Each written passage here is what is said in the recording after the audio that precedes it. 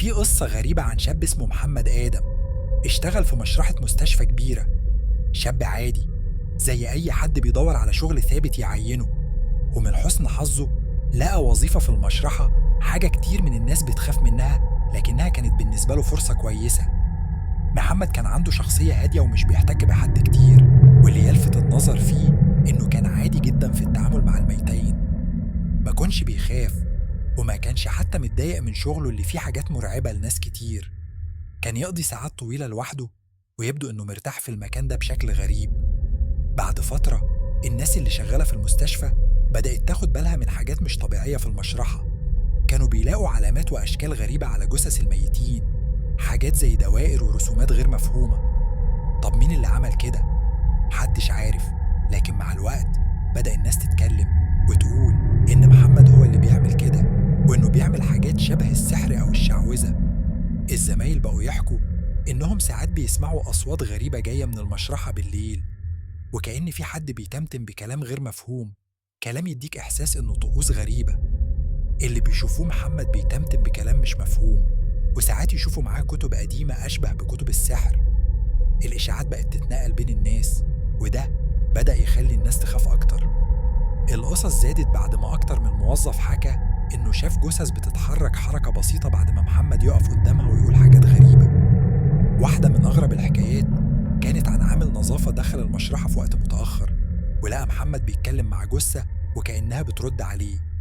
العامل ده جري من المستشفى ومرجعش تاني، وقال للناس إنه مش هيرجع يشتغل في مكان مسكون.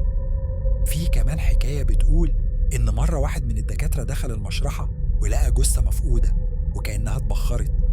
بعد شوية لقوا أجزاء من الجثة متفرقة في أماكن غريبة في المستشفى. الحكاية دي زادت الرعب بين الناس وخلتهم يبقوا متأكدين إن في حاجة غلط بتحصل. ومع الوقت إدارة المستشفى بدأت تقلق وقررت تتدخل. جابوا ناس من علم النفس عشان يحللوا تصرفات محمد ويعرفوا إذا كان في حاجة غلط فيه، لكن كل اللي لقوه كان شاب هادي بيتهرب من الأسئلة. مفيش حاجة تدينه، لكن تصرفاته كانت دايما غريبة ومش مريحة. بعض الدكاترة كانوا بيقولوا إنهم شافوه بيجيب حاجات غريبة للمشرحة زي تراب من أماكن غريبة ويحطوا جنب الجثث. التصرفات دي زودت الشكوك أكتر وأكتر، وخلى الناس تعتقد إنه بيتواصل مع عالم تاني أو بيعمل حاجات ملهاش تفسير. في يوم من الأيام حارس المستشفى شاف محمد واقف قدام باب المشرحة ماسك حاجة شبه دمية معمولة من عظام صغيرة. الحارس كان مرعوب، وبعد الحادثة دي بكام يوم بدأ موظفين في المستشفى يمرضوا بشكل غريب، وناس كتير كانت بتقول إنه لعنة محمد آدم أصابتهم. الوضع بقى مرعب، والمستشفى بقت شبه مهجورة. الكل بيرفض يشتغل بالليل، وبعضهم حتى قدم استقالته بسبب الرعب.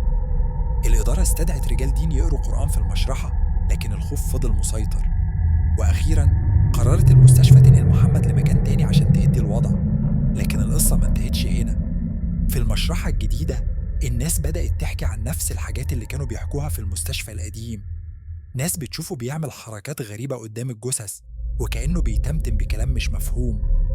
الناس اتقسمت، فيه اللي شايف إنه ضحية إشاعات وخوف ملوش أساس، وفيه اللي مقتنع إنه فعلا عنده حاجة مش طبيعية، حاجة بتخليه زي شيطان المشرحة. وبكده نكون وصلنا لنهاية القصة الغامضة عن محمد آدم شيطان المشرحة. يا ترى إيه رأيكم؟ هل الحكايات دي كلها كانت حقيقية ولا مجرد شائعات وكلام نابع من خوف الناس؟